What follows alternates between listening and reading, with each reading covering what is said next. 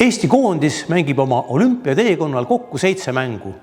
Juba kirjeldatud linnavõistlusele Budapestiga ning olümpiamängul USA-ga peetakse Pariisis ka maavõistlus Iirimaaga. Samuti käiakse Prantsusmaalt mängimas Saksamaal ja Hollandis sealsete klubidega.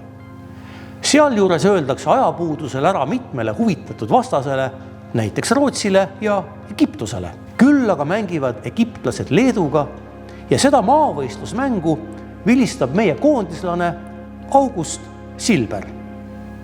Eesti koondis huvitab Saksa klubisid kui välismaa meeskond. Meile on need mängud tähtsad raha teenimise eesmärgil, et finantseerida enam kui kuuajalist kodunt äraolekut. Muuhulgas mängitakse ka selliste meeskondade ja klubidega, mis tänapäeval kõnetavad igat jalgpallihuvilist, nii näiteks viigistab Eesti koondis Kaiserslauterni linnameeskonnaga 2-2.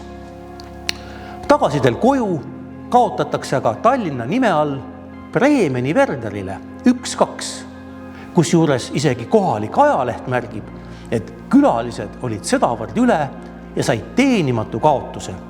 Õige tulemus pidanuks olema 2-0 eestlaste kasuks. Meie treener Ferenc Konja laiutas lihtsalt käsi. Miks te ei skoorinud?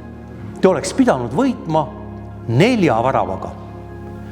Jalgpalliliidu esindajate kogu arutab olümpiasõidu üle 7 tundi ja ollakse vägagi kriitilised.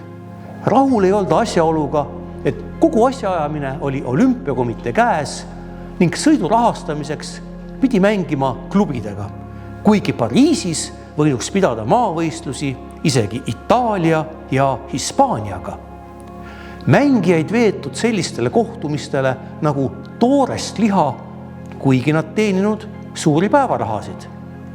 Näiteks Heidrich Paal tahtnud ühest sellisest mängust loobuda haigusele viidates, aga hea päevaraha eest oli kohe nõus mängima. Ka ungarlasest treener Ferenc Konja teenis selliste mängude korraldamise pealt. Igatahes oli Pariisi olümpia nii maailma kui ka Eesti jalgpalli arenguteel oluliseks inspiratsiooniallikaks ja tõukejõuks.